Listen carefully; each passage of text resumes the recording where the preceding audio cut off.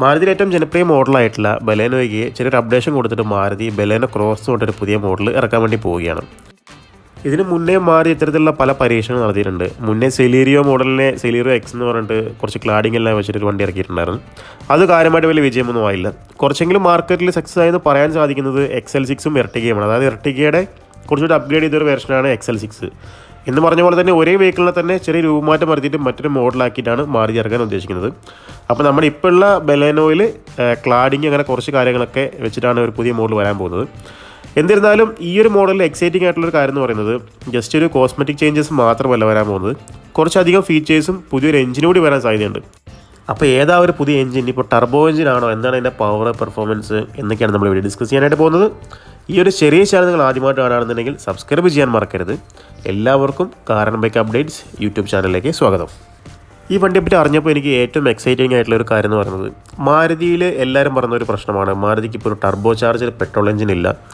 എല്ലാം നോർമൽ എഞ്ചിനാണ്. അതായത് 1.2 ലിറ്റർ എഞ്ചിൻ ഉണ്ട്, അതുപോലെ തന്നെ 1 ലിറ്റർ, 1.5 ലിറ്റർ എഞ്ചിൻ, അങ്ങനെ നോർമലി നാച്ചുറൽ ആസ്പിറേറ്റഡ് എഞ്ചിൻസ് മാത്രമേ ഉള്ളൂ. ടർബോ ചാർജർ എഞ്ചിനൊന്നും ഇപ്പോൾ കറൻറ്റ്ലി മാരുതിയുടെ ലൈനപ്പിൽ ഇല്ല എന്നുള്ളത് അതൊരു വലിയ പ്രശ്നമായിട്ട് പലരും പറയുന്നത് കേൾക്കാം. പക്ഷേ ആ ഒരു പോരായ്മ എനിക്ക് തോന്നുന്നു ഈ ഒരു ബലേനോ ക്രോസിലൂടെ അവർ പരിഹരിക്കും തോന്നുന്നു. കാരണം ബലേനോ ക്രോസിൽ എക്സ്പെക്ട് ചെയ്യുന്നത് 1 ലിറ്ററിൻ്റെ ഒരു ടർബോ ചാർജർ പെട്രോൾ എഞ്ചിനാണ്. ആ എഞ്ചിൻ പുതിയതാണോ ചോദിച്ചാൽ പുതിയ എഞ്ചിനൊന്നും അല്ല. കാരണം വെച്ചിട്ടുണ്ടെങ്കിൽ ബലേനോടെ തന്നെ ബലേനോ മുന്നേ ഉണ്ടായിരുന്ന RS എന്ന് പറഞ്ഞ മോഡലിൽ ഈ 1 ലിറ്ററിൻ്റെ സെയിം എഞ്ചിൻ മാരുതി ഒരു പ്രാവശ്യം പരീക്ഷിച്ച് തോറ്റുപോയതെന്ന് നമുക്ക് പറയാൻ പറ്റില്ല. എന്ന് വെച്ചിട്ടുണ്ടെങ്കിൽ വലിയൊരു തരംഗമൊന്നും മാർക്കറ്റിൽ സൃഷ്ടിച്ചില്ല. അതുകൊണ്ട് പതുക്കെ മാരുതി തന്നെ ആ എഞ്ചിനെ തിരിച്ചു വിളിച്ചു.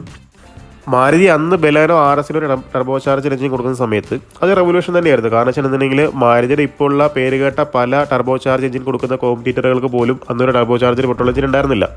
ആ സമയത്താണ് മാരുതി ഇത്തരത്തിലുള്ളൊരു പരീക്ഷണം നടത്തിയിട്ട് ഒരു 1 ലിറ്റർ ടർബോ ചാർജർ എഞ്ചിൻ കൊടുത്തത്. പക്ഷേ എന്നിരുന്നാലും ആൾക്കാർ കമ്പയർ ചെയ്തത് ബലേനോടെ തന്നെ 1.2 ലിറ്റർ 4 സിലിണ്ടർ എഞ്ചിനായിട്ടാണ് ഈ ഒരു 1 ലിറ്റർ ടർബോ ചാർജർ എഞ്ചിനെ കമ്പയർ ചെയ്തത്. പല ആൾക്കാരുടെ മനസ്സിലുണ്ടായിരുന്ന 3 സിലിണ്ടർ 1000 cc ഒരു എഞ്ചിൻ എടുക്കണോ, അല്ലെങ്കിൽ അതിനേക്കാളും എന്താ പറയുക കുറഞ്ഞ വിലയ്ക്ക് 1200 cc 4 സിലിണ്ടർ എഞ്ചിൻ എടുക്കണം എന്നുള്ളതായിരുന്നു പലരുടെയും കൺഫ്യൂഷൻ.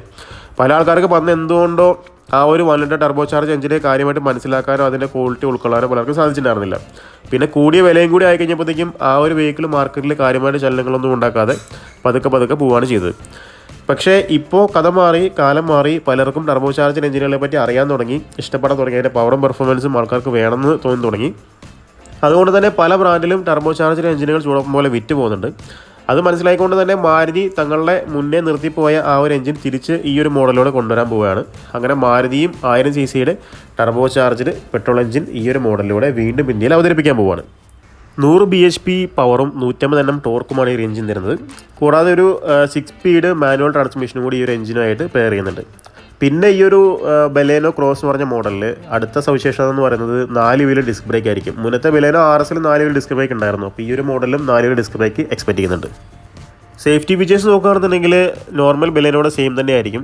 കുറച്ച് എന്തെങ്കിലും ചെറിയ മാറ്റങ്ങൾ ഉണ്ടാവും. അതായത് ടയർ പ്രഷർ മോണിറ്ററിംഗ് പോലെ എന്തെങ്കിലും കുറച്ച് അഡീഷണൽ ഫീച്ചേഴ്സ് ഈ ഒരു വെഹിക്കിൾ കൊടുക്കും. അതിൻ്റെ പ്രൈസ് എന്തായാലും കൂടുതലായിരിക്കുമല്ലോ. അപ്പോൾ സ്വാഭാവികമായിട്ട് അവരങ്ങനെ ചെറിയ എന്തെങ്കിലും കൂടുതൽ ഫീച്ചേഴ്സ് കൊടുക്കും.